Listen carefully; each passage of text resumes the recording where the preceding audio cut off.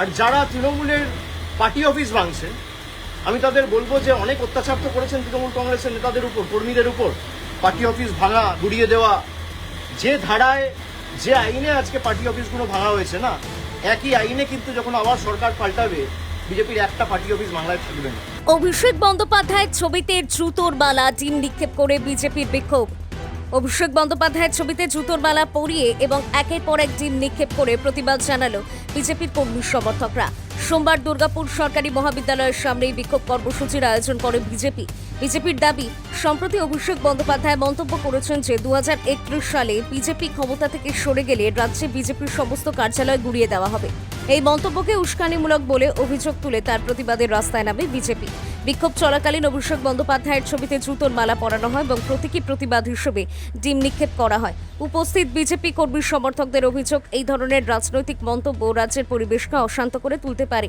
বিজেপির ওবিসি মোর্চার জেলা সম্পাদক স্বাধীন রায় বলেন, অভিষেক বন্দ্যোপাধ্যায়ের এই ধরনের উস্কানিমূলক মন্তব্যের বিরুদ্ধে আমরা প্রতিবাদ জানাচ্ছি, তাই তার ছবিতে ডিম নিক্ষেপ করেছি এবং জুতোর মালা পরিয়ে প্রতীকী বিক্ষোভ দেখিয়েছি।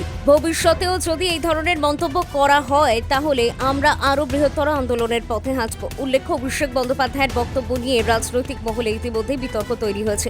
যদিও এই ঘটনার বিষয়ে তৃণমূল কংগ্রেসের পক্ষ থেকে তাৎক্ষণিক কোনো প্রতিক্রিয়া পাওয়া যায়নি। গত পরশুদিনকে অভিষেক ব্যানার্জির যে অবৈধ জমির ওপরে যে অফিস, সেই অফিস সরকারের নির্দেশ মতো ভাঙা হয়েছে। তারপরে অভিষেক ব্যানার্জি একটি কথা বলেছে যে 31-এ বিজেপি তৃণমূল ক্ষমতায় এলে আমরা বিজেপির একটা কার্যালয় রাখবো না, বিজেপির কর্মীদেরকে মারব। মমতা ব্যানার্জি 2025-এ 26-এ ভোটের আগে একটা সম্প্রদায়কে উস্কানি দিয়েছিল।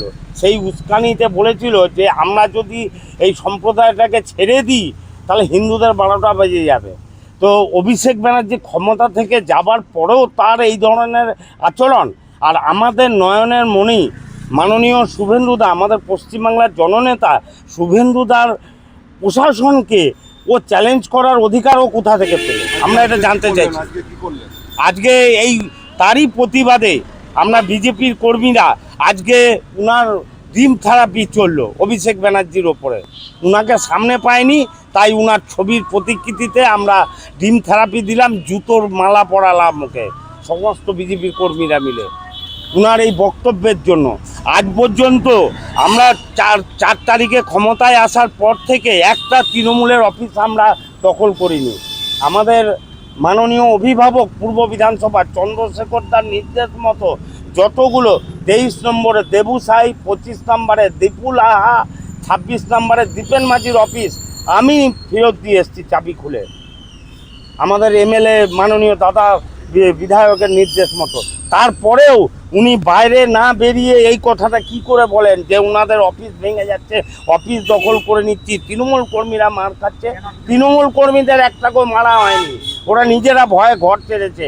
কারণ 15 বছর মানুষের উপর যা অত্যাচার তৃণমূল করেছে। আজ লাভলি রায় কোথায়? পালিয়ে বেড়াচ্ছেন কেন? পালিয়ে বেড়াচ্ছে কেন কাউন্সিলররা? হ্যাঁ, দীপঙ্কর লাহার কেন পালিয়ে বেড়াচ্ছে? তাহলে আসুক, আমরা তো মারিনি, আমরা তাড়াইনি।